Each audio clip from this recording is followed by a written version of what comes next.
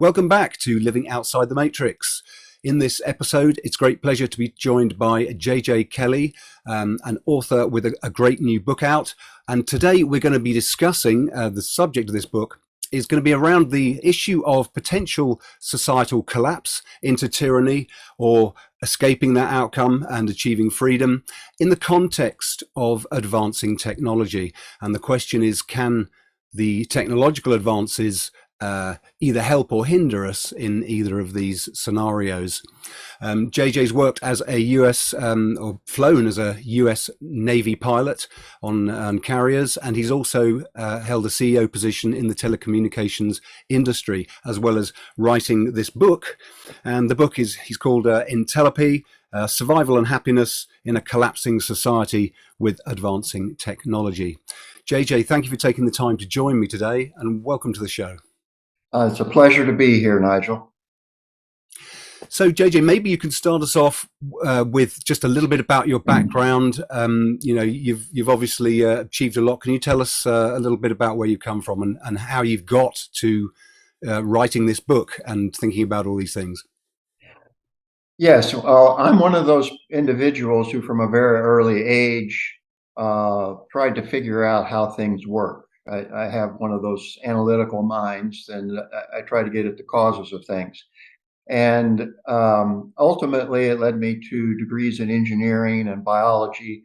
And eventually, I wanted to learn about business. And so after a period in the military, I went into business working for a large corporation and then eventually starting my own company. And the company I started was US Telecom, and it was at the beginnings of the telecommunications revolution. And what that was all about was prior to that, and we're talking here about the 1980s and 1990s. Prior to that point in time, businesses had two separate systems in their premise. One was a phone switch, usually a PBX, and all the workers had extension phones on their desktops, and they had a mini computer or mainframe, and all the workers had dumb terminals, i.e. 3270 dumb terminals. And those two systems were completely independent, and there was no interconnections between them. And in fact, the manufacturers would not allow any connections and would not share any interfacing specifications. And so those two industries, the communicating industry and the computing industries, were completely separate. Then came along the IBM PC, and we were able to develop plug-in circuit cards to go in the personal computer, and those cards could attach to the telephone line and could enable the computer to make and receive phone calls and play and record audio and generate touch tones and do all those sorts of things under computer control. And that began what was called the voice processing industry, and ended up with things like voicemail and audio text, automated attendance, order entry by phone, all sorts of banking by phone, all sorts of those applications. And what those did is they acted as the catalyst that broke down the proprietary barriers to interconnectivity and initiated what we now call the telecommunications revolution, where communicating and computing all ended up on the same platform. So that was the business that I was the CEO of for many years, and it taught me a lot about how the application of advancing technology in society, in the presence of the business context and the governmental regulations context, how that all worked. And it enabled me to identify cause and effect principles. And so with that background, and with a long-term interest in philosophy, psychology, and history, all of that culminated in 3 decades of thinking about some of the issues facing our society. And it wasn't until I eventually exited the company and the business and had time to finish some of the thinking that I had not completed. I still had some gaps in my understanding. So I knew the best way for me to finish that thinking was to write a book, because that forces you to get your thoughts straight so you can write them down.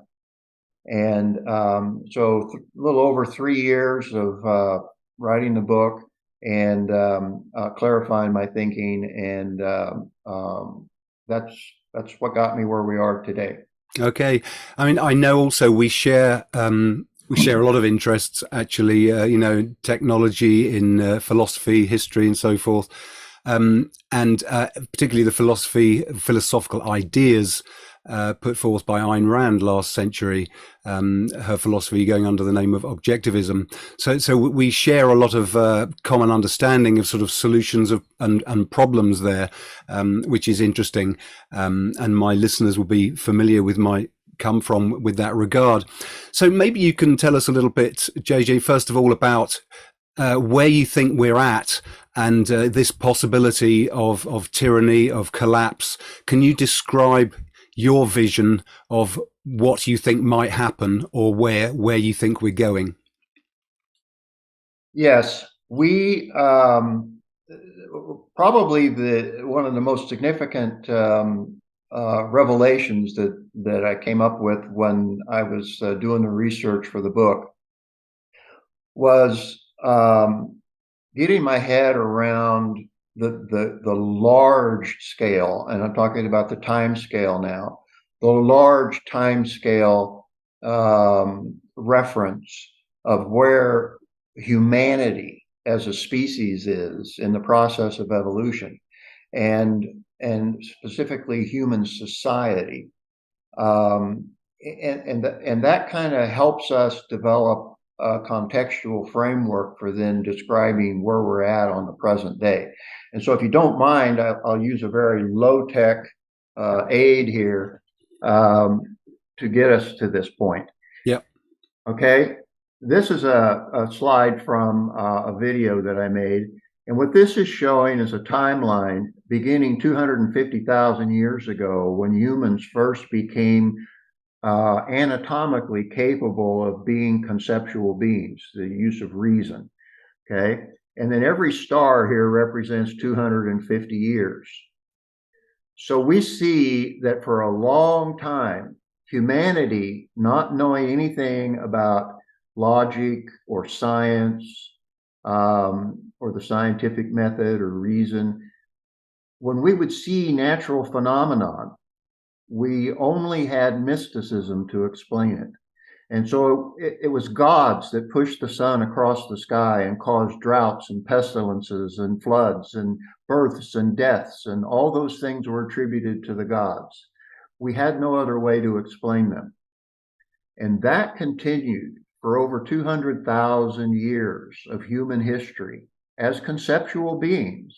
Okay, we had to come up with reasons for things because we don't have instinct.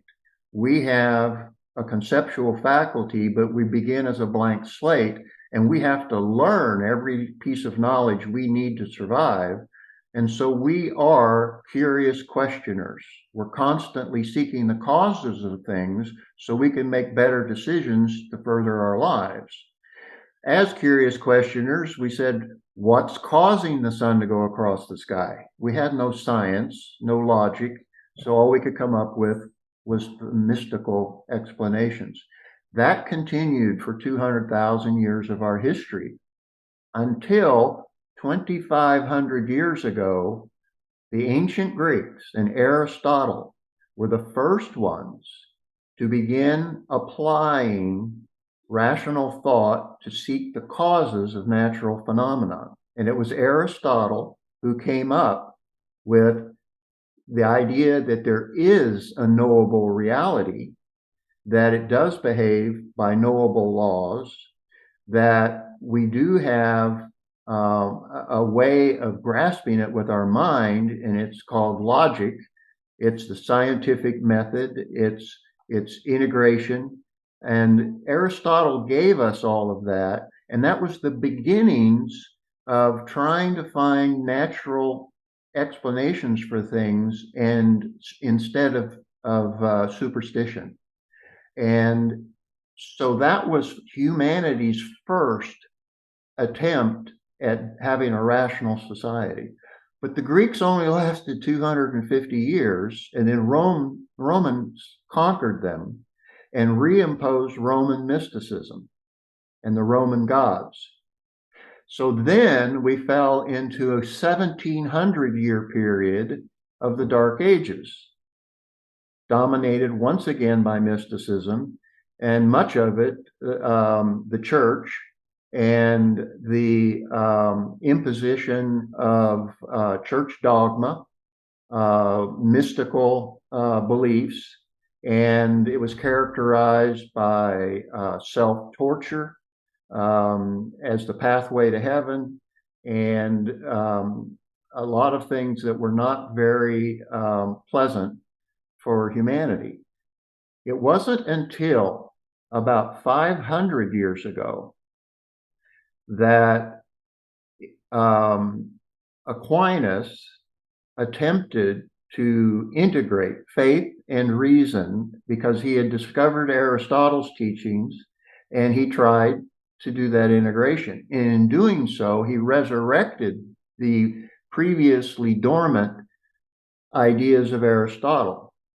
And that led to men of the mind: Galileo, Newton, Locke, and Renaissance thinkers. And once again, reason was no longer controversial. These thinkers felt free to engage in it without fear of being burned at the stake for heresy. And that is the beginning of the modern era, about 500 years ago, and let's call it Galileo's telescope, as the beginning of modern technology and modern science. Okay, and so this is humanity's second, very brief, only 500 years period of applying reason in society. Okay, so we've only been at it for about 500 years. So now, just as it was Aquinas, a thinker who brought Europe out of the Dark Ages, okay, those Aristotelian ideas led to the Enlightenment, the Age of Reason, and all of the industrialized society that we have today. But in the 18th century, there was a change of the guard at the intellectual leadership of Europe, and the two leading philosophers of the day, Descartes and then Immanuel Kant, once again said that reason was useless, the mind could not be trusted, and that mysticism was the only way to get at the truth.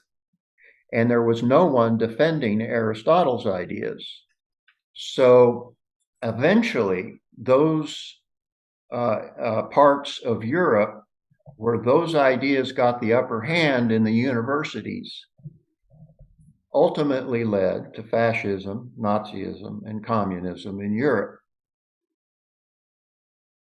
Well, about that same time, America was founded, and the founding fathers created America based on Aristotelian principles, i.e., that man was the rational animal and that he needed to be free to use his mind as his only tool of survival, and therefore the philosophic basis for freedom. And they gave us a written constitution, and they gave us a sense of life, that the individual and the individual's life was the important value that needed to be protected. Well, they got America a great kickstart, but then they said, we need universities. We need some professors. Well, where are we going to get them? Well, let's get them from Europe. Well, what did those professors bring? They brought Descartes and Kant's philosophy with them. So that philosophy was inculcated into America's universities and has been taught there ever since. Well, the erosion, and I think of America as a giant flywheel that was given a great momentum when America was founded with these ideas of the individual and freedom to use your mind without force, coercion, or sacrifice. And that government was designed to protect that. This giant flywheel was given this great spin. Well, that is mostly protected, not just by the Constitution, but by the American sense of life, that this government is subservient to the individual, which is kind of contrary to much of Europe, where royalty, where the citizens were subjects of the royalty, right? Yeah. So in America, it's the other way around. Well, that sense of life is very powerful. It's passed on from generation to generation. But in that time, what's being explicitly taught as ideas in the universities is the opposite, that your mind cannot be trusted. There's no real reality. Reality is only what you think it is in your mind, and you need to trust your emotions, not your mind. And if you explicitly teach that over and over and over for generations, it's going to have an effect. And it's the opposite of what America was founded on. Well, the erosion in the American culture was slow since America's founding. And we've gradually, bit by bit by bit, gotten away from those founding principles. And you start to see some of it in society. And it's like any other exponential growth curve, though. It starts out very slow for a very long protracted period. And after about 50 doublings, then it turns and goes exponential.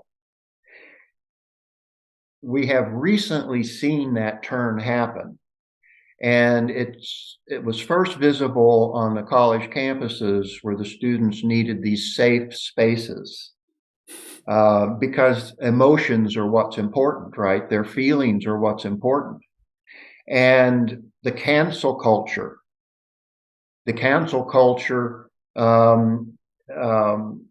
cancels any idea of trying to use your mind to find the truth in facts of reality, or otherwise you'd want to hear what these speakers have to say, right?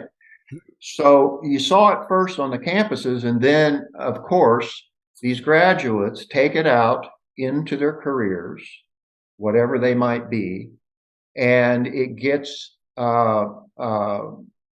inserted into all their work products out in society. Everything from movies to books to news articles to you name it, those ideas then get disseminated throughout the culture. And you start to see the change accelerate in a destructive way. Well, now we're really starting to see the curve go vertical. And why? Because of technology. And it's not, if we have an existential threat from artificial intelligence, it's not some future superintelligence. The existential threat we face is that the technology that's already here, the narrow AI, is being implemented, is being applied in the institutions and transactions of our society. Whether you're getting approved for a loan or admission to college or whatever, it's an algorithm that's making that decision. Well, what are algorithms? Well, algorithms are opinions expressed in code. And that's because humans define what success looks like for the algorithm. Therefore, the guy that wrote the algorithm gets to define, this is what the success I'm looking for is, and you figure out the best way to get there in the algorithm, right?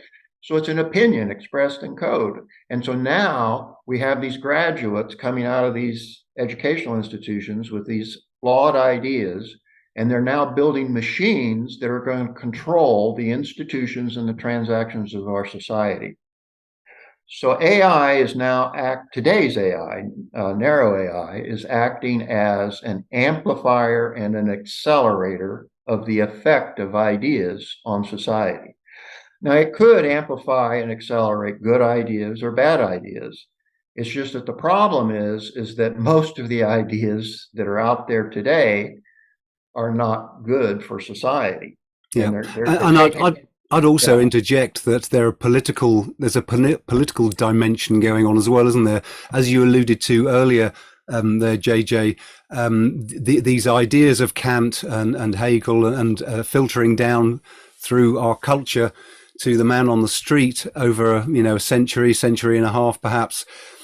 Um, they have also borne fruit politically, haven't they? We've switched from Aristotelianism, as you pointed out at the beginning there, more to sort of Platonism, Aristotle's contemporary, who thought the opposite, if you like. And what do you think about this political component, which is essentially the idea of collectivism, which seems to have been born out of this rejection of reality? Can you speak into that? And do you think that is a factor because the people that actually are controlling the AI, the current system of AI as you refer to, it could be argued they don't have the best political agenda in mind. They're trying to advance collectivism, tyranny, this collapse that we're inevitably heading to, or all the signs indicate we're heading to.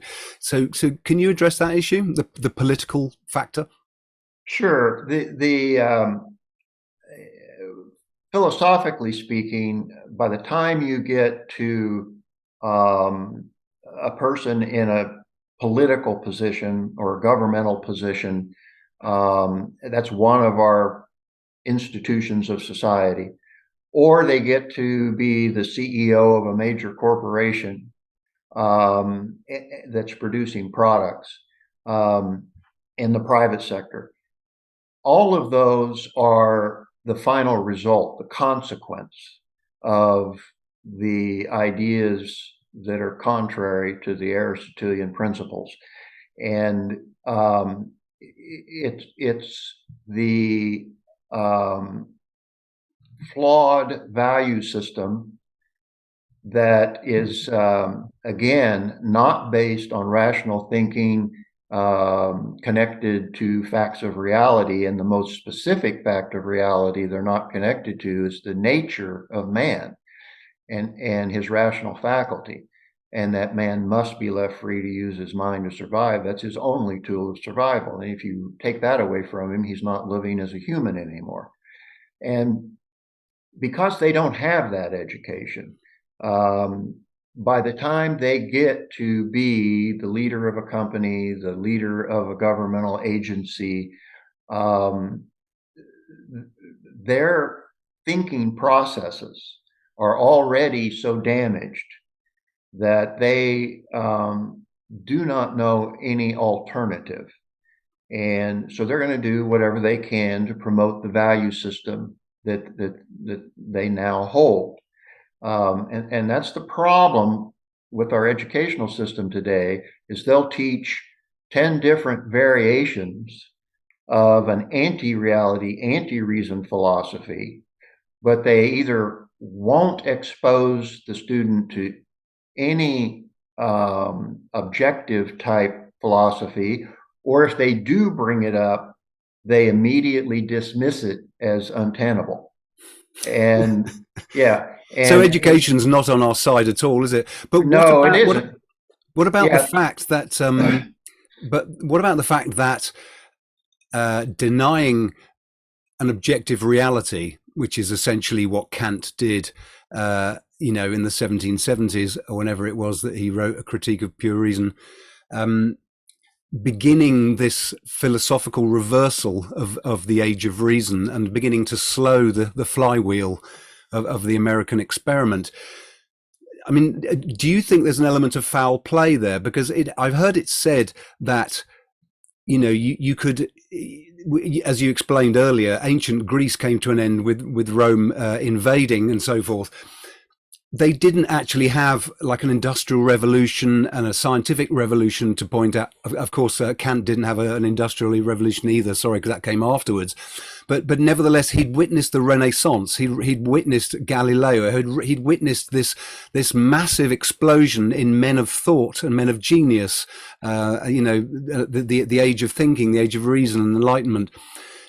And it's been said that it's unthinkable that it could be an error of thought to come up with the philosophical theme that reality isn't real and we can't know it, as you pointed out, in that context. And if we combine that idea with the fact that the rejection of reality, which is effectively the destruction of truth. Anyone's truth is true. You just go with what you feel. It's very difficult to rationally argue for freedom or for anything once reason has been discounted. Because this so suits the concept of political control, tyranny, one class dominating another, do you think that is a significant factor as well? Well, I think that the principle that Ayn Rand identified of the witch doctor and the Attila, meaning that there are those people in the world who want to control others and would be willing to do so by force. And you're going to encounter them in every age and in every part of the world. But they have a hard time coming across as anything other than a thug unless they have some kind of moral sanction. And that's why the Attila always needs a witch doctor to come along to explain to the populace what the moral sanction is as to why he's going to wield his force. And so those two have an unholy alliance. So the witch doctor gets to control the population by having Attila's muscle enforce his ideas. And Attila gets to be the thug he wants to be because he's got a witch doctor telling the people that for whatever reason, he's entitled to wield the force that he wields and that they should accept it. And I think that we see some of that obviously today, where you'll have dictatorial leaders, especially in some of these theocracies in the Middle East, where you got mullahs who are the supreme leaders, and they have the use of terror by their guards who terrorize the people. So there's your thugs, and then the mullahs proclaim whatever moral sanction there is for that use of force. But even in a society like the United States and at the higher levels of government, you've got individuals who want to wield power, and they're going to try to come up with whatever argument they think they can that they can sell to the public to justify that. And then there will be those who are more than happy to give the philosophic ideas that make it possible for the thug to wield his power. Now, back to your specific example about Kant and whether he was honest in coming up with his philosophic system. I'm not 100% sure that he was honest in it, because I think there's a high likelihood that following Galileo, Newton, and those guys, and the birth of the Age of Reason in Europe, participation in the church went into big decline, and there's some indication that the church joined forces with Kant to do what they could to minimize the acceptance of reason and return the population to mysticism. Yeah. And in fact, the famous quote attributed to Kant is where he says, quote, "I have therefore found it necessary to deny knowledge in order to make room for faith," close quote. Yeah. And that's the end result of what Kant did. And he was in association with, was it Augustine at the time? And so, there's the possibility that Kant had a purpose in mind for what he did. Yeah. Now, obviously, I wasn't there, so I can't. No, indeed. But But also the yeah. sort of political motive, if you like, is very relevant today. As you were speaking, I was thinking, you talking about how some politicians want to control people, etc., etc. And now, as you said earlier, we have this technological state of affairs, our current level of AI. And it's in the hands essentially of these people, which doesn't look good, does it? But I'll let you pick up the story. I just wanted to interject with a few of those things. But you were going somewhere. Let me pick up your thread again.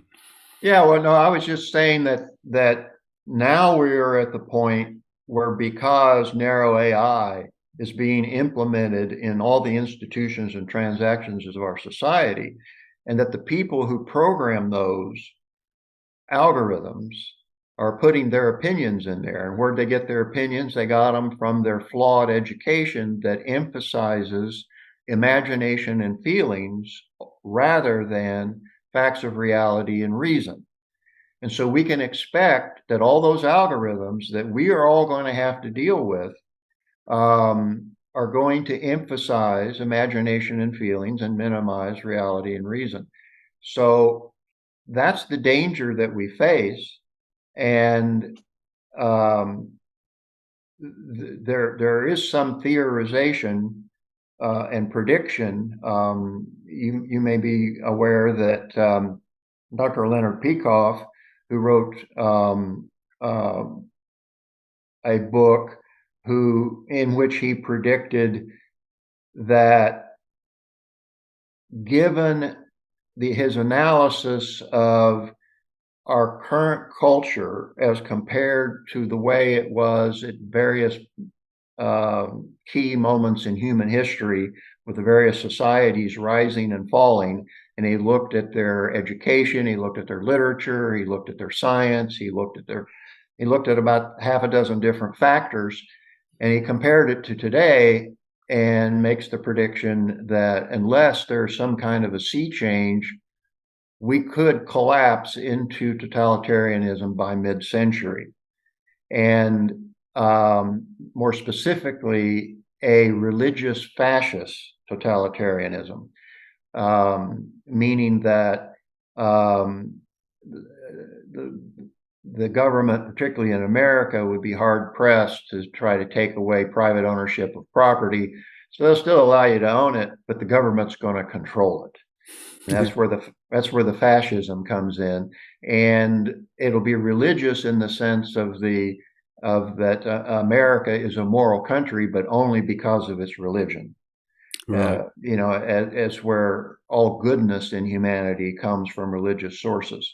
So they would be if our intellectual leadership, as in the universities, et cetera, defaults and leads to this collapse, then the only thing that will be left out there for the public to grasp onto as guiding principles would be the religious ones offered by the religious right. And then they would join forces with the government. So the religious right would be giving the moral sanction to the government who wants to control everybody. So there's your Attila and there's your witch doctor. And morality does get in there, doesn't it? It was. Yeah. I think Rand mentioned that it was the sort of Achilles heel of the American experiment. The fact that Locke and the founding fathers using or basing their thinking on his philosophy didn't actually they hadn't actually sort of changed their ethics, if you like, that they were riding implicitly on an ethics of rational egoism, but of course it was implicit, and they were still explicitly Christians. So there was a contradiction, wasn't there? And obviously the mysticism of Christianity, is very, very difficult to shake off, isn't it? I mean, it's still Yeah. very much with us, in spite of dwindling Well, church numbers. well, that's the point I try to make with this thing. And when you look at a graphic like this to see how little time Yeah. humanity has spent with a rational society, only 250 years with the Greeks and only 500 years so far, and this one started out better than it is today, and it's in decline. We are just beginning as a species to learn how to use this newly evolved capability called a conceptual consciousness, Yeah. and how to implement it in a society. Yeah. And So that brings us, forgive me for yeah, interjecting, that yeah. brings us nicely into AI and technology. And, you've done a lot of thinking about technology in general, and various systems imminent in the future. So maybe we can bring that in. How does technology fit into this system? Is it going to usurp mysticism, or do you think there's an element of sort of secular mysticism that will remain with us in terms of, if one's prepared to believe in a supernatural deity without evidence, proof, or logic, that necessarily sets a precedent for the mind to subsequently buy into another idea without such a criteria. So it could be said that religions such as Christianity, for example, or any of the main monotheistic religions, sort of opens the door for people to believe any old nonsense. So do you think that there's a danger that mysticism will become secularized and continue into the future with this technological future that we face? We know we're at this exponential growth point. You say in the book. How does technology fit into that? I think obviously there's a lot of timing issues here. It's about which occurs first, because it will have an effect on whether the other occurs at all. If free society collapses into tyranny, then technological advancement will wind down and halt, holding us at a stasis at whatever point we were at when that happened. Because minds that are not free do not innovate and create. And so if we have the promise of the human species going through what I call a transcendency, to become a new species, part biology and part machine, that if free society collapses, then that's not likely to occur anytime soon. Okay. Yeah. If we can keep the free society going long enough for that technology and that transcendence to occur, then maybe something good can come out of it. Now, so are you saying, again, forgive me for interjecting, but are you saying therefore that if we could develop these technological means to what's the phrase, sort of merge human biology with technology, do you think that could have or that would most likely have a positive outcome for human freedom, or one way or another? Can you comment on that?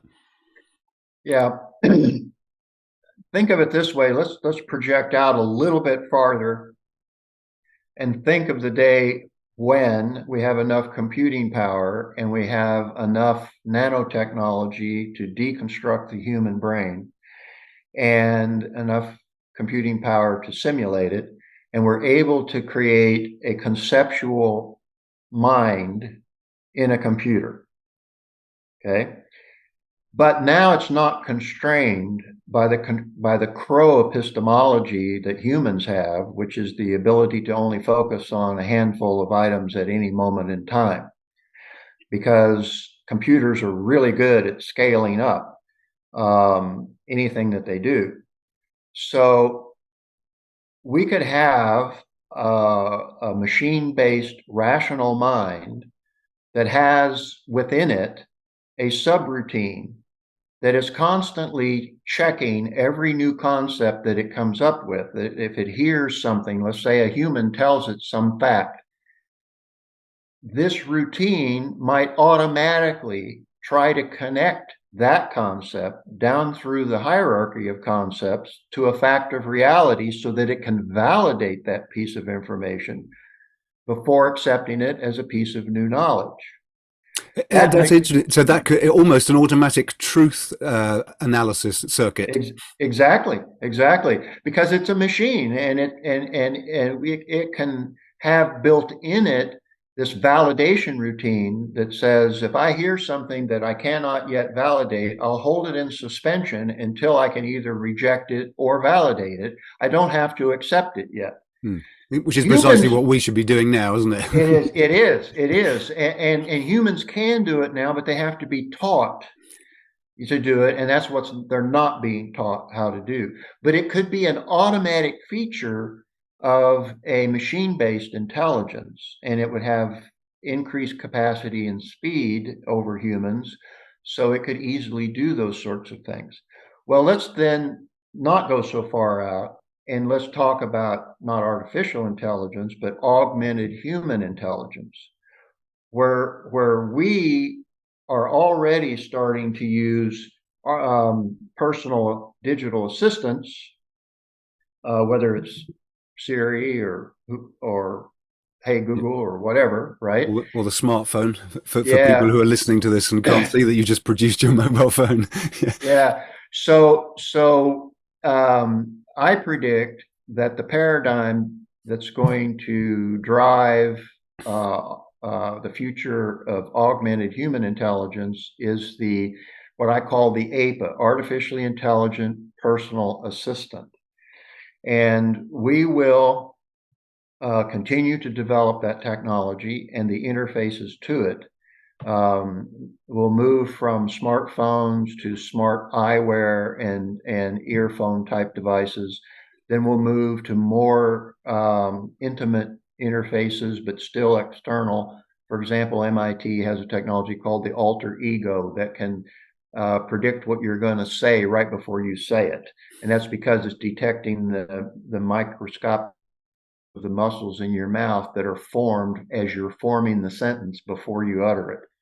And so we'll have technology that lets us more or less think something to our personal assistant, and that personal assistant could use something like a beamforming earpiece that's already been developed that can insert audio into your ear canal where nobody else can hear it but you.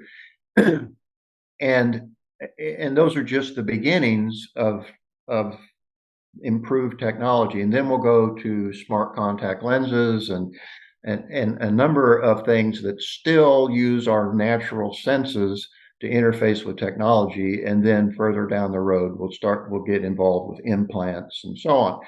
But the point is that artificial intelligence in this personal assistant will be used in a myriad of ways to enhance our intelligence.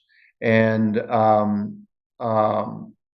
as AI becomes an exocortex for us, a place where we can send thoughts to have them operated on by the AI and then have the algorithmic output provided back to us, it's going to expand our mental capabilities.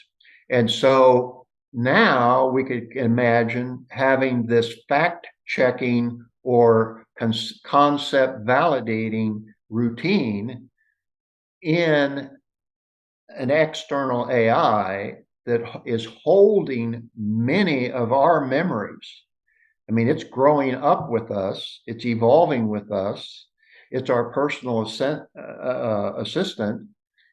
And if it hears some kind of a statement that we have just heard, it could immediately go out and try to validate it against what is already known to be true. And in our visual display, if what it's hearing cannot be validated, as we view the speaker who's speaking it, it might change Bam, that. bam, bam, bam. Yeah, it might turn a shade of red, right? And say, hey, this guy's full of shit. Yeah. I can see how So that. I can see yeah. how the idea could work for good like that. I'm curious. I mean, the idea of volition, which you write about in your book, you're at length to say, that we're a volitional consciousness. Us human beings, we're not only a conceptual consciousness, but a volitional one, and you expand on that in some detail in the book, which I really enjoyed. What about the issue of volition being a hurdle? Because I don't know about you and where you live, but certainly amongst my local culture here, there doesn't appear to be a whole lot of thinking going on. That there's an awful lot of just tagging along with whatever everybody else says, what they hear on the news. So I get what you're saying, that the AI could sort of metaphorically tap you on the shoulder or on your display, give you a bullshit warning. I can see that it would be possible for something like that to happen. Do you not think that the human component would be the sort of drag anchor that would prevent progress? Well, obviously, it's just like what we were saying about today's narrow AI being an amplifier and accelerator of bad ideas. It could be an amplifier and accelerator of good ideas, but that's not what most of the population currently holds. That's not what they've been taught. Yeah. And so these personal AI assistants are going to be much the same sort of thing. They're going to amplify and accelerate the human that's using them, and they're going to increase his capabilities for good or bad. Yeah. And so ultimately, it's philosophy that's going to make the difference. And what is the predominant philosophy in society? Is it a good one or a bad one for us, collectively and as individuals? Yeah. And part of the motivation for writing the book is simply to explain to those who are willing to put in the effort to read it what the principles are that explain how this all functions, so that they can be watchful for the opportunities and threats as they evolve in the years ahead. Not the least of which is not to give up your individuality and your autonomy and your capabilities to the machines. Yes. You want to embrace technology that enhances your human agency, not displaces it. So you don't want to engage with machines that render your capabilities less than what they would have been Isn't isn't without it. the isn't the concept of laziness? I'm sorry, I'm Yeah, playing devil's advocate here, yeah, relentlessly. Laziness on the part of the user is inevitably going to want to get the machine to do as much as possible, is it not? And in some respects, that's logical. It's very logical to delegate menial tasks of number crunching to computer systems. I think that's fantastic. But again, there has to be a sort of a rational overview. There has to be a rational human in control overview. well, that gets to the point that I think for a very long time, while we have these artificially intelligent personal assistants, they will not have an executive function. That's the human that they're serving, and that executive function, a human is either trained in using it to develop his own hierarchy of values and to control his actions in pursuit of those values, never sacrificing a higher value for a lesser value or a non-value. He's either taught how to do that and be in control of, be the pilot of his own flight, his own life, or he hasn't been taught how to do that. And he's basically living by mimicking whatever everybody else is doing out in the wider public. Yeah. He's going to do the same thing his neighbor does, and that's the norm, and that's fine. But And he's he could not. be influenced by Google and search engines and these algorithms that we're Yeah, subject to already to behave yeah, in a certain way. And I mean, we see your news feed and your automated YouTube suggestions for what to watch next, and all of these manifestations of an algorithm feeding you Yeah. stuff. Do you think there's also a danger there that the human half of the equation could be the sort of precipitator of the slippery slope?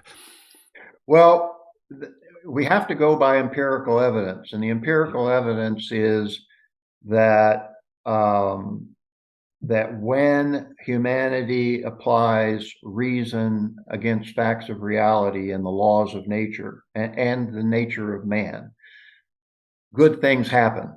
And they began with the ancient Greeks, and then it continued when Europe came out of the Dark Ages into the Renaissance, and ultimately into the scientific modern age.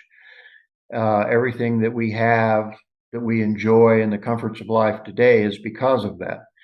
Um, Without the use of reason and the facts of reality, we're going to return to a primitive state.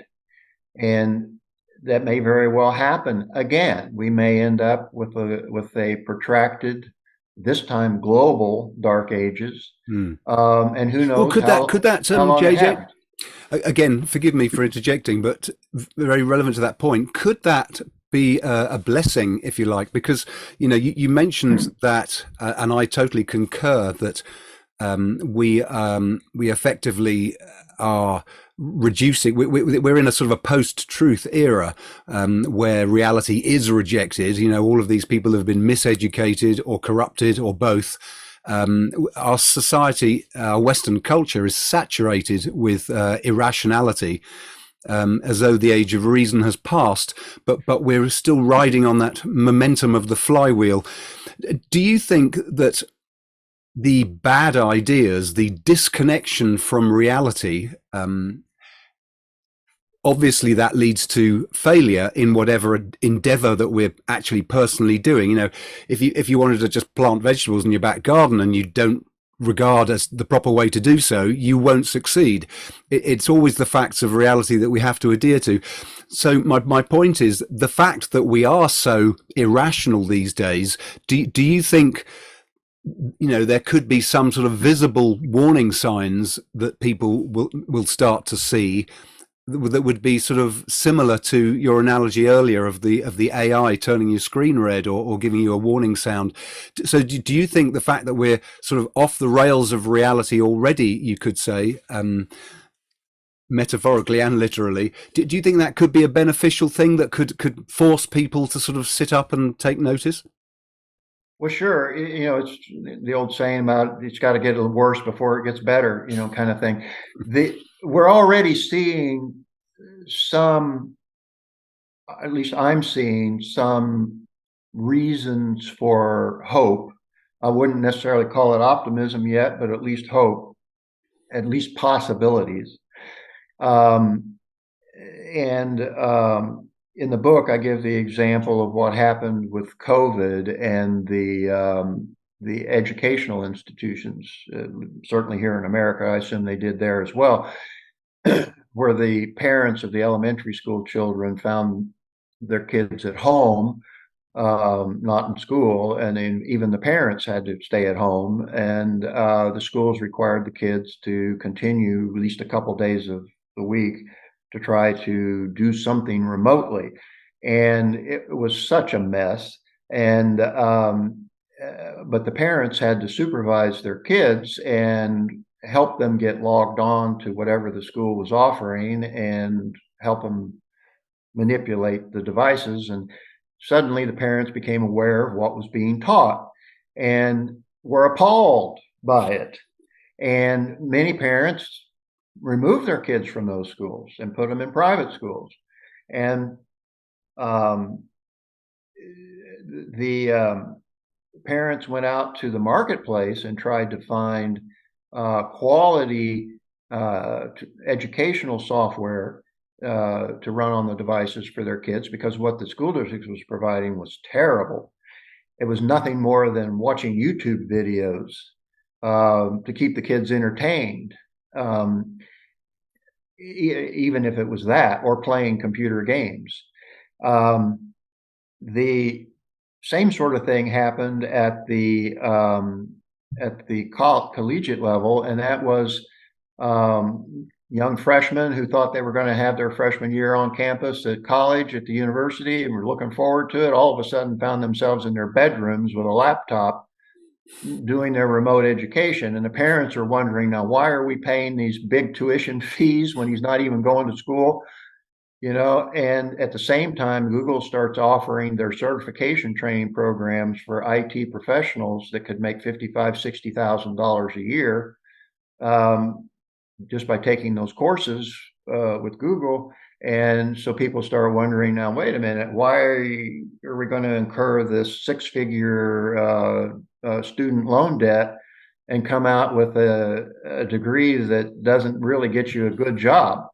And so it opens the door for organizations that teach the right kind of ideas to, number one, curate commercially available educational software and say, here's the principles we're using to give grades to these software programs and these companies as to the quality of the ideas that are being taught, because parents are looking for that. They're desperately looking for quality educations for their kids.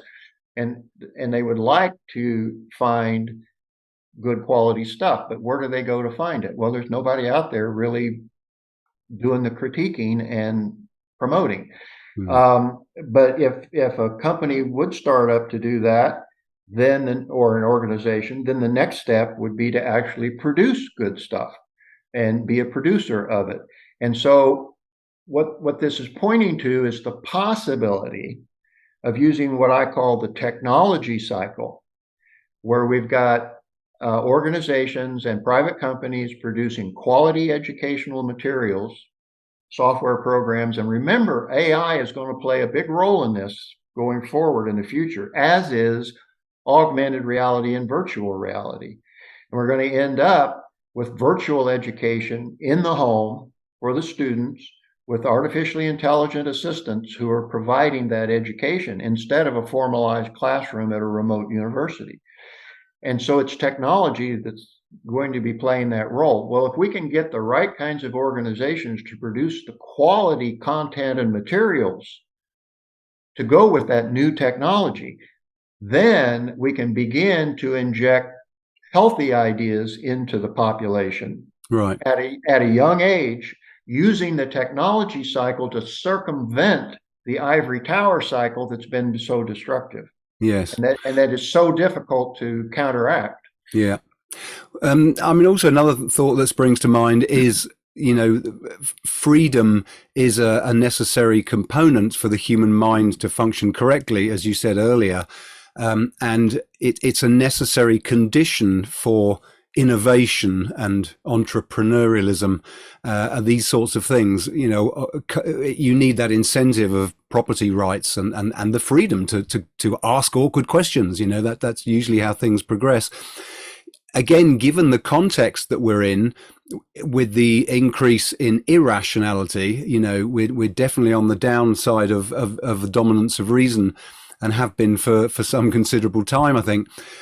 Do you think that's going to have a significant negative impact on your, what you've mentioned about the exponential growth of technology? And in the book, you make it quite clear that, we're in that exponential part of the curve. Do you think the current state of the lack of freedom, because we are seeing freedoms eroded, do you think that could have a significant effect on the state of technological development, or the rate, I should say? Well, that's related to your previous question. Here in America, we're beginning to see an awakening of the general population to the damaging effects of this woke culture that we've had over here for quite a while now. And they're seeing the absurdity of it and the consequences of it in society, and otherwise normal middle to upper class Americans living in beautiful cities, and let's say in San Francisco, and all of a sudden their cities are overrun with homeless and human waste on the streets, and just a terrible increase in crime that is not prosecuted, and you've got large corporations pulling their retail stores out of cities completely. Um, A good example, sorry, of the irrationality of yeah, today is the laws in California, I believe, that were passed fairly recently that have decriminalized shoplifting. So it becomes a yeah. misdemeanor if you only nicked under $1,000 worth of stuff.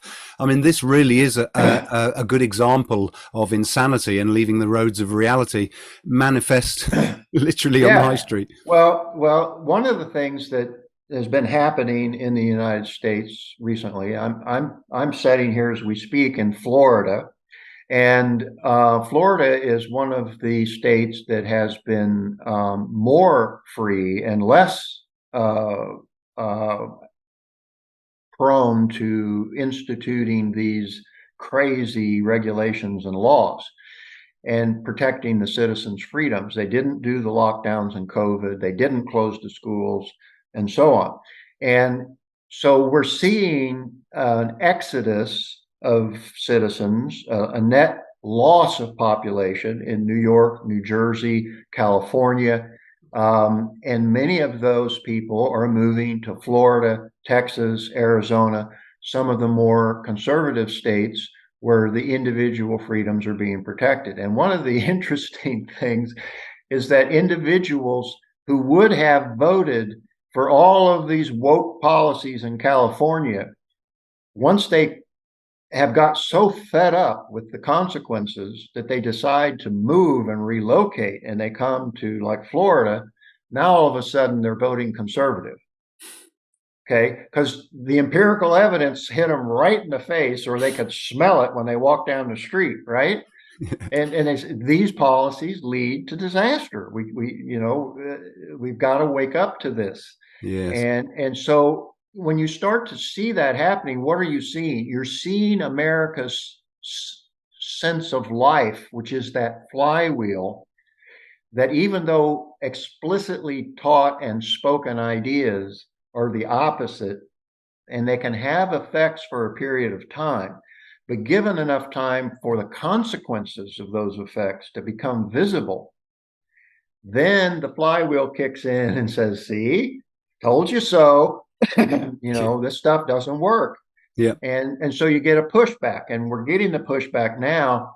I don't know how much you've paid attention to the next election cycle in the United States and the field of potential presidential candidates, but if you've looked at Ramaswamy, Vivek Ramaswamy, and Hmm. look at what he is saying, look him up on the web and uh, Twitter's, his feeds and so on. It's a complete. I mean, this is a guy who's risen to national visibility on all the talk shows and all the podcasts and all that kind of stuff now, and he is abdicating darn near a complete return to what Ayn Rand would have said was the right kind of government.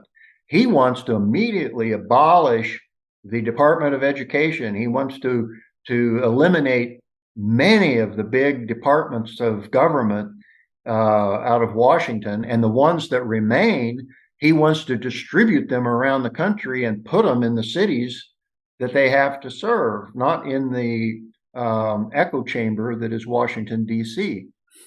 Yeah. And he is saying things that no politician would have said verbally prior to this recent election cycle.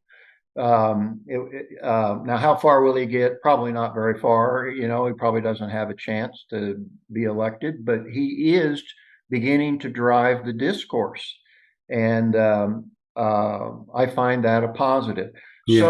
So who knows? Maybe we can buy enough time to figure out how to use the technology cycle to circumvent the ivory tower cycle, and begin injecting some positive ideas into society. But ultimately, it comes down to the individual, doesn't it? Indeed, indeed it does. Yeah. And another thing that encourages me, I mean, we don't have that sort of cultural inertia over here in the UK. We're very much more socialist. Last century really was the century of socialism, sweeping across the nation here. But the thing is that reality has a way of imposing itself, doesn't it? And you know, anyone who buys into ideas that reality isn't real, that your thoughts create reality, all this Kantianism stuff, you can't really know anything. Obviously, if reality isn't a fixed absolute and it's created by consciousness, then it by definition unknowable, and the human mind is incompetent to know it, etc., etc. But the fact is that if you hold any of these ideas, you're effectively contradicted in your daily life, because when you go and make a cup of tea in the morning, or you go and have a shower, or you're dealing with the facts of reality, and you know that if you depart from reality, suffering ensues, and it's also very self-evident that if you tried crossing a street thinking that you could just use your intuition and just walk out there and listen to your higher self, or some of these ideas that mystics have, most people grasp immediately that reality asserts itself, and so I wonder again whether that there's an innate contradiction, isn't there, between the mystics who hold these ideas that implicitly rest on a false premise right at the bottom, that reality is not a fixed absolute, and yet everything in their daily life rests very firmly on the implicit premise that reality is what it is, and it is an objective absolute. So I sometimes wonder whether this contradiction in any way might bubble to the surface, but I guess that's going to be a function of whether or not the individual does any proactive thinking, which is probably unlikely.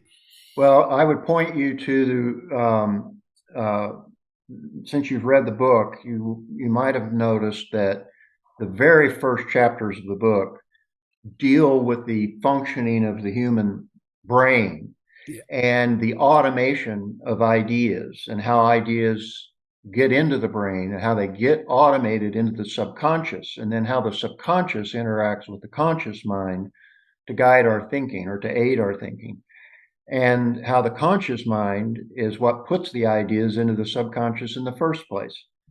And it's that specific mechanism of how the human mind works and how it processes ideas. And the mind is made up of both the conscious faculty and the subconscious faculty, and they work in tandem.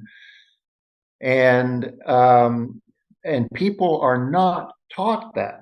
They're not taught how it works. They're not taught how they use their volition, and volition here being defined only as the willingness to focus your mind or to unfocus it. That's all it amounts to. You're either willing to focus your mind and think, or you're going to unfocus it and let your subconscious guide you. Okay. Yeah. And that's all volition is. And if you don't teach someone at a young age how to do that, then it becomes more and more difficult as they get older, because of the automation that occurs in the mind, in the brain, because of the way the structures get formed. And it's not impossible to have remedial education and learn it at an older age, but it's much more difficult. Yeah. And it's just like behavioral habits. We all have behavioral habits that we're aware of, and we have many that we're not aware of. And we know what it's like to try to change them. Well, Hard work. We have thought habits too, and we've had them since childhood. And identifying them and then changing them is hard work, and it takes a lot of focus. It takes a lot of the volition to apply thinking to get at them and to correct them, in order to at least validate them.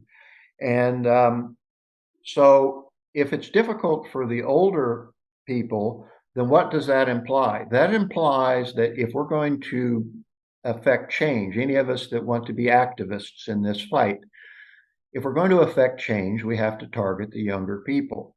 We have to target them at the point where they're becoming young adults, and they're still thinking about life and their life and the future and what choices they have and so on. And they're still young enough that their mind is capable of learning new things, and they're willing to learn Yeah. because they have so much at stake. And by the time an adult has lived a comfortable life for decades, he doesn't feel like he has much at stake. He can just keep going like he is, whereas the youngster is still wondering. Life is full of wonder, and he's wondering, what about this? What about that? What about this? So he's curious. Yeah. So we have to target the young people. That's one. And then number two is because technology, algorithmic technology, is going to amplify and accelerate ideas in our culture, and it can amplify good ideas as well as bad ones, then the people who have a role in selecting or applying, either developing, selecting, or applying advanced technology, those have to be a target. And we must acknowledge that IT professionals who have advanced degrees from universities in computer science, they came out of the sciences and engineering departments of these colleges, and they're less damaged mentally than those who came out of the humanities and social studies, because by their very nature, natural sciences have to be connected to reality or they don't work, right? Engineering won't work if you don't pay attention to reality. So they have a better connection to reality, but it's not yet full, because when it comes to issues that are normally dealt with by the humanities and social sciences, they revert back to what they were taught when they took those classes. Or if you're an AI professional and you're talking about putting ethics into the systems that you're building, then you apply reason and science to build the system. But then when it comes to choosing what ethics to put in it, you bring in the humanities professors from the universities to tell you what to put in it. Okay? So what we have to make these professionals aware of is that their education was in an echo chamber where they were taught 5 different variants of anti-reality, anti-reason when it came to their humanities classes, okay? But they were not exposed to the metaphysics and the epistemology and the ethics that are based on reality and man's nature as the rational animal. They did not have an exposure to that. Or if it was at all brought up, it was discounted and disclaimed as Ayn Rand's philosophy is bullcrap. Yeah. I mean, if it was even mentioned at all, and it was like, oh, don't go there. And so they do not understand what an objective epistemology is, which is a theory of knowledge, how we get it and how we use it. They do not have. Imagine this. I have not yet talked to an AI professional who knows what the unit reduction theory of concepts is. I can so believe that, JJ. So could be, and this sort of leads me into another point here. AI, as it is at the moment, the algorithms we have, Google and all the stuff we're dealing with, it's I almost don't refer to it as AI because it's sort of computers, but is it really intelligent? I don't know. It's machines carrying out programmed functions. But given what you just said, and given the Rand's theory of concept formation, which is revolutionary, it was one of her incredible feats of work and thinking. Really, to anybody that's prepared to read her work with a mind or with a view, I should say, to how the mind works, it's really quite enlightening. You read it and it makes such good sense. I mean, I'm not an expert in the field, so I can't say that's true, but you kind of know when something yes, that seems so right, because it's the way our minds work. And given what you said, that the very few AI developers are even familiar with that, and I suppose more broadly you could say aren't knowledgeable as to the proper workings of the human mind, this conceptual faculty. How does our minds grasp and abstract differences and similarities and things to come up with these concepts? So given that the AI developers are in this relative state of ignorance, do you see advanced AI as being something very far off into the future? I mean, we're clearly nowhere near it today, are we? Yeah, no, I agree with you. I think it's a long ways away before we have what they call AGI, artificial general intelligence, or let's call it a human equivalent intelligence. Um, and I think that's because um, I, I explain in the book that it's because of this lack of understanding of a reality and reason-based epistemology that these developers have, and that handicap is causing them to attempt to build an AGI from the top down instead of from the bottom up, like nature did it. Okay, Yeah. and by that I mean that um, that first you have to have a living entity facing the alternative of existence or non-existence, that has a consciousness, and then it has to have a perceptual level consciousness that integrates the material provided by its senses into percepts, like all animals have. And then it can develop a conceptual level consciousness that integrates percepts into concepts as higher level abstractions, like humans can do. Yeah. Okay. And what's all the rage right now, you've seen it about Chat GPT and all this stuff on the web right now, is natural language processing, AI. And IBM's, what was it, Blue, that won a game of Jeopardy and all this. They're all language processing AI. And they're fed millions of pages of web pages to analyze the textual content on those pages. And they develop all the adaptive neural networks necessary to interrelate all this information. Well, they can tell you how any word, phrase, or sentence relates to any other word, phrase, or sentence, and they can emulate a lot of the kind of speech and talk and writing that humans do, and they can win at the game of Jeopardy.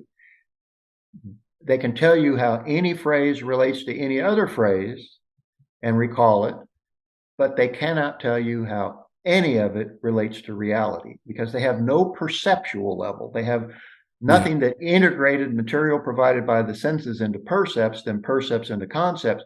They're conceptual in the sense that they take these high level language, a word is a concept. It's the handle for a concept. Yes. And they can relate those handles of concepts to each other. Yeah. Sort of a relativism, isn't it? Intellectual it is. relativism. Their reality is the base level baseline data sets that they're fed, and as long as their integrations they come up with are consistent with that baseline of data, that's truth to them. Okay, Yes. but none of it, what the humans gave it, or like if they gave it millions of pages off the web, think of how much of what it was fed is not connected to reality. Exactly. Right? So it has no connection to reality. So what's the danger? Well, first off, before I go to the danger, what's the benefit? Well, the benefit of these kinds of systems is, what if I could feed it all of the textual history of my medical history, and it could examine that like it has examined millions and millions and millions of them, and out of that it could make a prediction that I've got a propensity for a certain kind of disease. Okay, and so all it's doing is relating all that language and looking for patterns, pattern analysis, right? And because it's seen some text in my history that is correlated with what it has discovered in its database that correlates with a certain disease, maybe I've got that propensity. Okay. Well, that could be very beneficial as a medical diagnostician. And in fact, Watson, IBM's uh, uh, natural language AI that won Jeopardy, is doing just that. There's a Yeah. version of it that's being used as a medical diagnostician. So anything where textual language based data sets could be fed into it and it could produce a language based output. Okay. Well, as long as we don't let that device control anything in reality, it can't have its fingers on the buttons or the levers of anything in reality. Okay. Because it has no perceptual level, it's not connected to reality. But it could output textual information that makes sense to humans. Yeah. And, But there and is a danger yeah, in there, though. I feel compelled to interject here as well. There is a danger in there because the modern allopathic model of medicine is just another example of a whole swathe of human knowledge, which is riddled with departures from reality. I mean, the myth that fat makes you fat, the allegedly amalgam fillings are safe in your mouth, but obviously not as soon as they're on the dentist's bench. They're hazardous waste. Fluoridation of water. I mean, you could go on and on. The arguing of over diet, veganism, vegetarianism, being a carnivore. That there's so much disagreement and there's so much incorrect information that those benefits. I'm sorry I didn't mean to sort of deflate your positive benefit, but I've looked into so many health aspects of health that I've uncovered enormous amounts of incorrect stuff. well, bingo. And I agree with you 100%. What you've just pointed to is reinforcing the point I make that this AI is going to amplify and accelerate the consequences of ideas, good or bad. Yeah. See, and if there's bad ideas in the medical textual history, then AI might amplify those. Yeah. I'm fascinated, JJ.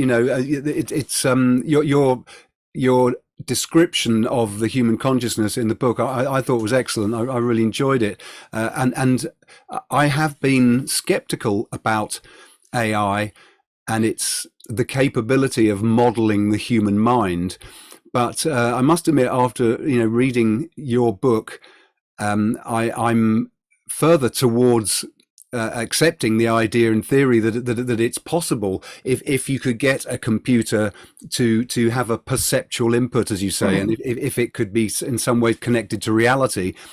And obviously, if those AI programmers are become aware of the human method of conceptualization, this sort of mathematical way that similarities are observed with the specific measurements of each observation omitted. So tables, for example, the height, the width, the size, so many measurement variables of a table are omitted by the mind, and just the essentials are stored for the concept. I mean, my grasp of it is fairly elementary, but I'm almost beginning to see that if a computer could be so programmed, it could be quite likely that some kind of advanced AI system could be developed. So you've kind of opened my eyes to that in your book. Yeah, well, it's probably. I don't know if you went so far.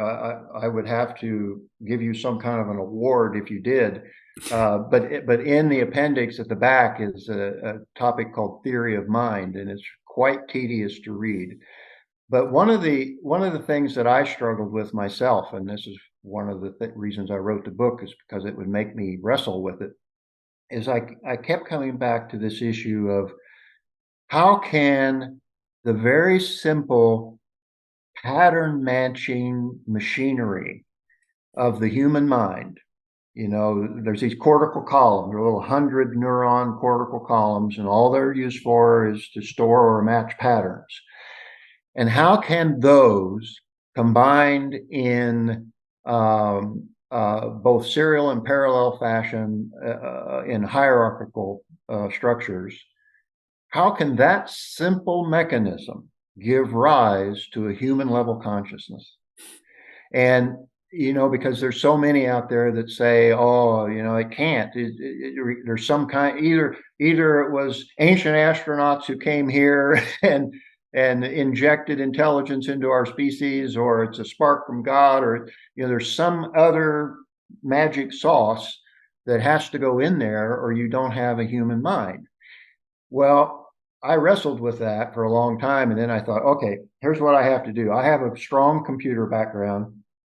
I am going to sit down and start with just the simple pattern matching functionality of the human brain and see if I can design an architecture that would ultimately result in what we call human level consciousness, with the ability to form concepts and having volition and all this stuff. And it took me a while, but I did it. I satisfied myself that I could design from the very beginning to the very end, lay out a structure and say, here's how it could work.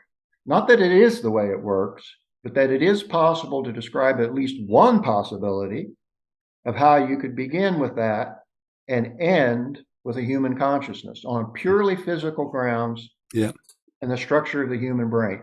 And if someone wanted to follow through that, I threw it in the appendix and say, here, go for it, But it's amazing. In it, I also explain what dreams are. I explain how the subconscious and the conscious interact, what concept formation is, how we work with percepts. I mean, it's all in there. Great. I must confess, I haven't read that part of the appendix, but you've piqued my interest, and well, it's quite tedious, so you got to set aside several cups of coffee if you're going to tackle it.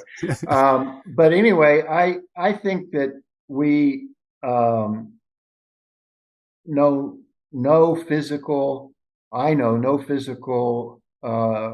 limitation that says that we cannot someday achieve a machine human equivalent intelligence. It's just a matter of time if society can hold together.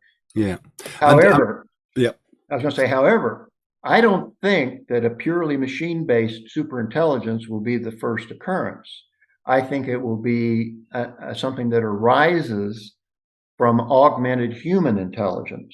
And again, back to the APA, artificially intelligent personal assistants. As we build these and they take on more and more and more functionality for us on our behalf, holding our external memories, doing external exocortex type functioning for us, and connecting to the real world in order to do transactional activities for us.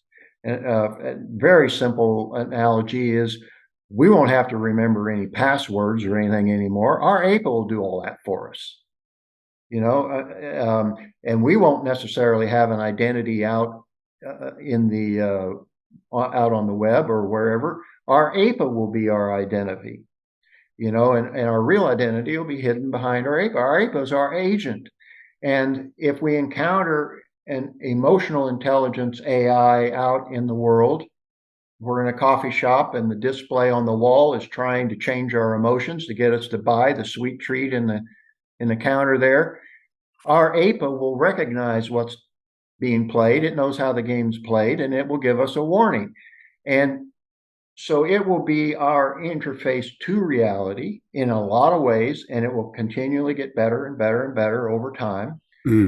And more of our memories, our pattern matching capabilities will be augmented and enhanced through it. And the developers will continue to iterate, making better ones and better ones and better ones. And we keep upgrading to the better one. And our historical data gets advanced into the new one each time we upgrade. Okay. And eventually we reach the point where they've built a computing platform that is powerful enough that this platform has a real person's memories, historical content, data connections to reality, all this kind of stuff. And that may be the pathway that ends up being the first really intelligent computer, Mm. where it becomes capable of standing on its own, Yes. Well, because it has been programmed by the perceptual awareness of reality that it learned from its human master. yeah. Yeah. I mean, I'm, coming round to see the possibility. I'm my come from is that I think that the dangers potentially of AI are pretty frightening, and the fact that technology, even when you look at the state of a lot of technology at the moment today, and I personally put quite a big question mark over a lot of um, theoretical physicists' work, and these sorts of things. I think they're a good example of, again, the departure from reality. Mm-hmm. But the fact is that the high tech stuff is in the hands of the big boys, and this is something that concerns me. Again, in a context where we're not free even now, and our degree of freedom is being lost. Something in me says, sort of ding ling ling ling, warning. Super technology in the hands of the state, God forbid, or not God forbid, because I'm an atheist, but it would be unthinkable. It would be a disaster and in some respects that looks like where we're going. Do you see significant dangers in AI? And maybe I'm aware of time as well. So maybe after you've answered that, maybe we could turn to some of the solutions. And you've presented your ideas on that in the book too. So Yeah, yeah, I certainly think there's dangers in AI. I mean, that the subtitle of the book is, a collapsing society with advancing technology, and AI is probably the most significant technology that has the potential to either advance humans to become a new species, part biology, part technology, or kick our society back into a global new dark ages, one or the other. And um, it's difficult to imagine a status quo that continues much beyond mid-century without one or the other of those events happening. Um, and so to segue into the what can we do about it phase of the discussion, I think that when I was writing the book, what occurred to me was, it's great for an individual to sit and think and worry about, are we going to live indefinitely? Are we going to the stars? Are we going to awaken the universe? Or is our society going to collapse into tyranny and a new dark ages? And all of that is important, but how do you bring it down to the individual and to today?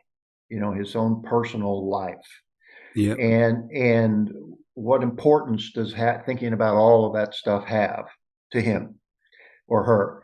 And so I came up with the thought that really all we can do is educate individuals as to what's happening out there. How does it all work? How does it work? How does your mind work? What motivates you through life? How do you make decisions? Where do you get ideas? How do you get knowledge? How does society work? Where does technology come from? What does it take for technology to happen?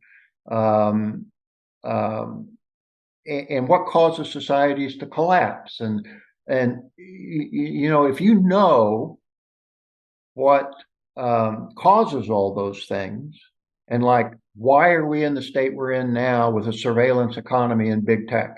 How did that come to pass? What was the causal factors? And how do we understand the problem? And I thought, well, I need to distill this down, keep taking it down and down and down until I can get to the minimum number of relatable principles that explain it all. And so those were what I called the 6 critical processes. The first one is evolution. And if you understand that, you know why everything's got to be connected to reality. You just know why. Okay. And you know why we exist. You know why humans exist. It's because we're driven by the laws of entropy to be creators, because that causes a dissipation of energy, which increases entropy in the universe. That's what drives evolution. And we create complexity in localized situations because the overall dissipation of energy is greater because of it. And humans are already talking about building Dyson spheres around suns to capture their energy. I mean, we are a way for the universe to more rapidly dissipate energy if we succeed in either ourselves or our mechanical heirs of our species go out into the universe and convert the dumb matter to intelligent use, which is what the word entellopy means. And so evolution is the first critical process. The plastic brain is how you are in control of your own intelligence, your own mind, and its guidance of your life, both conscious and subconscious. That's the second process. The third one is conceptual thinking. What is valid knowledge? Where do you get it? How do you use it? And why is it important? So evolution is why you're here. Plastic brain, how you physically function as a biological species, your mind. Conceptual thinking, where do you get your knowledge? How you use it? Then the technology cycle explains how knowledge, technology, and human intelligence advance in cyclical fashion over time. And there's a concept called what was the word? I got a mental block here. But you're saying that essentially the education in the forms you're describing is a key part of the guard against the disaster scenario. Am I right in that interpretation? Obviously, you know, this podcast, Living Outside the Matrix, we recognize that the whole idea of a sort of an AI reality potentially could be a complete disaster. so yeah, the solutions and the just understanding the 6 critical processes, and technology cycle explains how society advances. Knowledge, technology, and human intelligence continues to increase over time. There was a study done where the human IQ is shown to have advanced like 10 points over the last, I don't remember now how many decades it was, but it's advancing. And then the 5th one is the ivory tower cycle. That's how these few intellectual leaders get to influence society independent of everything else that's happening through the educational process. And then the 6th critical process is happiness skills. And that is, each person is an end in himself, and the enjoyment of his own life is his highest value. And we can learn skills that help us do that and help us achieve that. Well, if you learn those 6 things, if we can educate individuals at a younger age about these 6 things explain everything that's happening out there in the world today. If you understand how they work and you see something happening, you can point to it. Oh yeah, that's the technology cycle is causing that, you know. And if you can get that level of knowledge, which you're not going to get in your formal education, then you can monitor turbulent change in our society, and you can make better choices as to what you're going to do with your individual life. And if you're living your life connected to reality and reason, then you serve as an example to others. And if in the workplace, if you require all dialogue to maintain a rational framework, and if you take yourself out of it, if it goes irrational, then you're starting to pass on subconsciously to others what a rational consciousness looks like. Yeah, And absolutely. and and each of us in our own way, in our own careers and in our own dealings with others out in society, can have an impact. Yeah, we have to And demonstrate, don't we? We have to yeah, demonstrate being rational. I always think that's the most powerful form of education. And then the other thing yeah, I liked that you said in the book was that we, if you care about the future, if you care about freedom, and not the disaster scenario, but the positive one, you have to become a new intellectual, don't you? You have to take up this intellectual gauntlet, and not be shy of the ivory tower syndrome. Not be thinking that ideas are unrelated to reality, because they very much are. Or the whole point is to segregate bad ideas from good ideas. The ones that aren't disconnected to reality from the ones that are, and use true ideas, the good ideas. So I like that component, of your solutions, the fact that we have to become the new intellectuals. But by way of wrapping it up, I know this is such a big topic, and it's almost a shame to only give it the time we have. But unfortunately, I'm going to have to wind this up. Can you sort of draw a few strings together for us, JJ, and try and sort of wrap the whole thing up, and also mention, of course, where people can find you mention your website, the book, and all that good stuff. yeah, sure. Well, the five outcomes that I want the readers to enjoy as a result of reading the book. The first one is, as you just thankfully pointed out, is to become a new intellectual. We have been through more than 100 years, multiple generations of the old intellectuals being more in favor of imagination and feelings instead of reality and reason.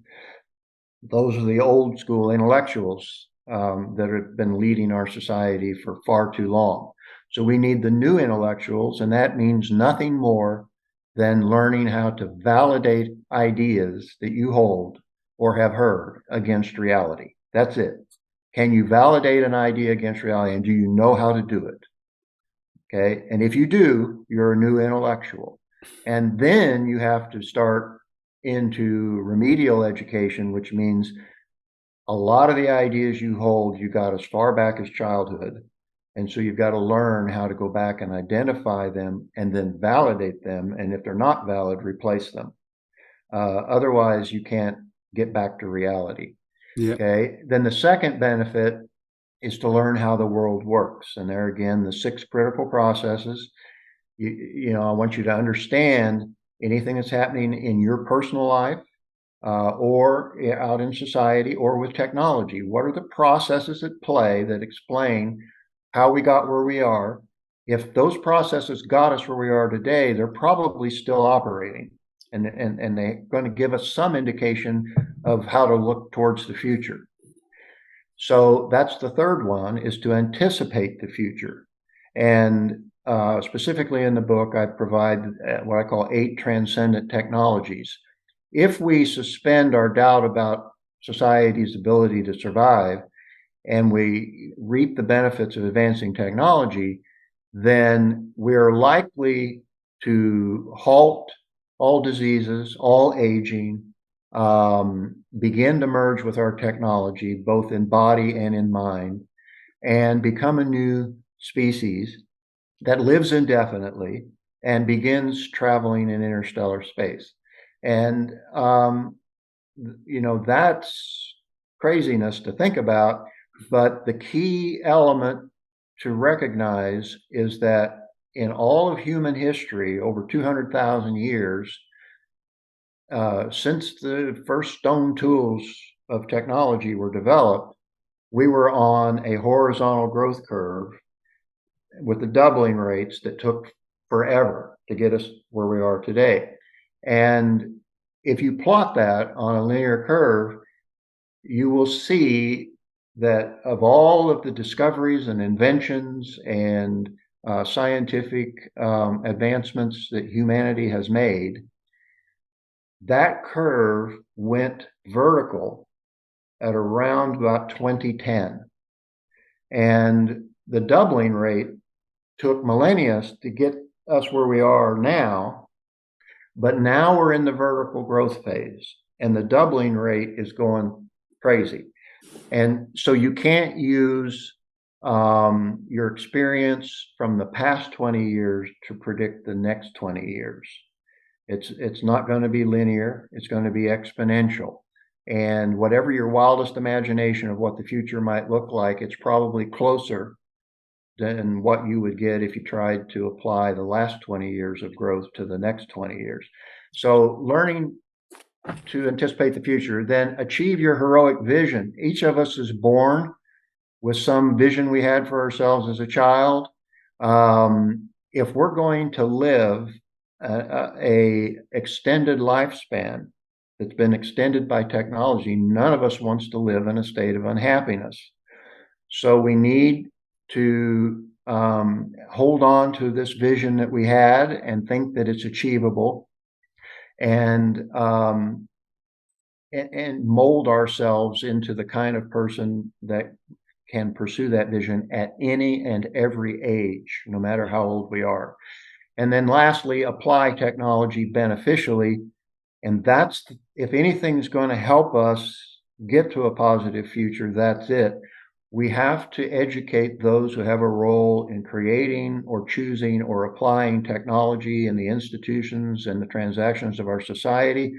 They need to become aware of what kinds of applications are beneficial and what kinds of applications are harmful to our society. If it's emphasizing reality, reason, individualism, and capitalism, it will help.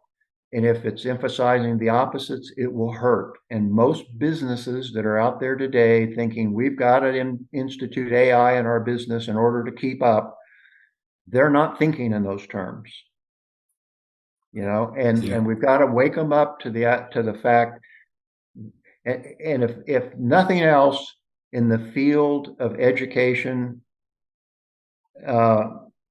takes root in your reader's mind, they need to understand that fundamental philosophic ideas have life and death consequences in a society.